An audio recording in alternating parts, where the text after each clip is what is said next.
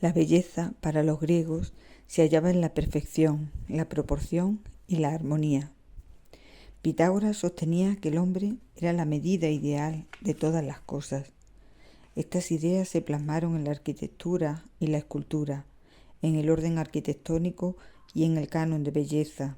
En ambos, la belleza se concibe como proporción armónica entre las partes y el todo. Sobre la belleza trata nuestro próximo relato. No se sabe con certeza a cuál de los dioses debía su vida. Lo cierto es que cuando Licaios nació, alguien velaba por él. Su padre se armó de valor para arrojarlo por aquel barranco al que iban a parar los niños débiles, enfermizos y deformes como él. La cabeza diminuta en relación al cuerpo parecía incapaz de albergar un solo pensamiento. Los brazos y las piernas atrofiados, la piel blanquecina, cansada de respirar. Un aspecto muy distante del concepto que el pueblo griego tenía de la belleza y la proporción del cuerpo humano. No obstante, el camino agrietó su voluntad y Demetrio depositó a su hijo en la plataforma de la resurrección, allí donde los niños no deseados eran recogidos por los que anhelaban descendencia o simplemente una mano esclava para aumentar sus riquezas. Licaios estuvo expuesto al frío, a las alimañas, luchando por vivir, hasta que su llanto se fue apagando entre la soledad y las tinieblas de la noche. Pero antes de que comenzase la verdadera agonía, su madre, incapaz de aceptar aquella norma, lo recuperó. Cuando ambos llegaron a casa, Demetrio, al ver de nuevo a su pequeño deforme, calló, esbozando una sincera y leve sonrisa. A medida que fue creciendo, aquellos grandes defectos se modificaron, pero no disminuyeron. Ojos pequeños, pómulos hundidos, labios asimétricos y cuerpo encorvado. Licaios evitaba el contacto con la gente. Desde muy pequeño los niños se reían de él, hacían bromas de su cuerpo maltrecho. La infancia no resultó fácil. A medida que fue creciendo, se recluía cada vez más en casa y en su propio mundo interior. Solo sus padres no se avergonzaban de él, a pesar de que Demetrio era escultor.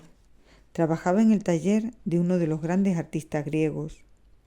Los hijos de escultores aprendían el oficio de sus padres, y Demetrio así lo quiso también. Cada mañana llevaba a Licaios con él al taller, aunque el joven se ocultaba en un amplio trastero que hacía las veces de almacén de piedras y bronces y de esculturas acabadas. Licaios se sentía culpable, porque intuía lo duro que debía ser para su padre, todo un creador de belleza, haber engendrado a un hijo como él. Todos, excepto el gran maestro, sabían que estaba allí, pero fingían, tal vez para no comprometer a Demetrio, o sencillamente para eludir aquel rostro insoportable. Cuando la puerta del almacén sonaba, Licaios corría a esconderse. Nunca olvidaba llevar consigo el objeto en el que estaba trabajando. Él también había formado su propio taller. Desde pequeño observaba las esculturas que le rodeaban y muy pronto sintió la necesidad de crear. Le costó mucho dar el primer paso. Desde su imperfección se veía incapaz de hacerlo, de darle forma a esas líneas que se agolpaban en la cabeza, deseosas por salir. Comenzó a esculpir, y cada esquirla que saltaba, abriendo paso a unas formas definidas, le provocaban el mayor placer que había conocido en su desafortunada vida. Las esculturas surgían sin más. Cuando dominó la piedra caliza, se atrevió con el mármol. Primero copiaba las del gran maestro, solo aquellas rozaban la perfección. Luego se atrevió con obras propias a las que aportaba cuanto su imaginación dictaba. Cuando al fin creía haber conseguido ser feliz en aquel universo del que se había rodeado, de repente todo iba a cambiar. Uno de aquellos días en los que Licaios andaba ensimismado cincelando una pequeña y novedosa escultura de la diosa Atenea, la puerta del almacén se abrió, y apenas si tuvo tiempo para esconderse. Todo lo demás quedó allí, esparcido por su pequeño rincón.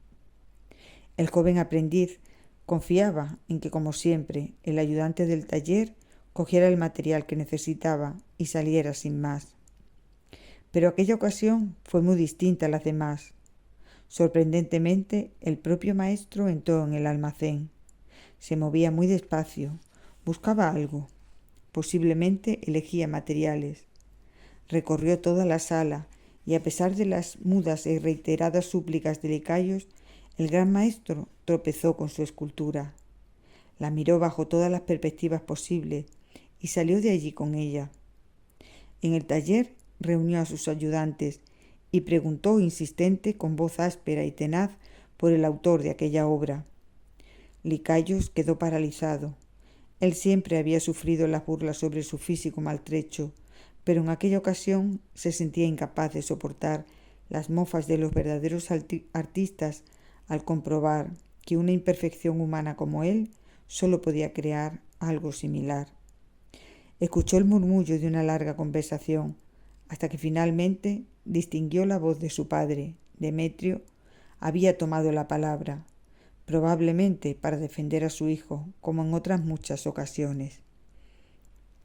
Licaios se sentía culpable, y a pesar del pánico que lo envolvía, se armó de valor y salió de su escondrijo, presentándose ante todos como el único autor de la minúscula Atenea. Hubo un largo silencio, un silencio eterno, en el que nadie pronunció una sola palabra.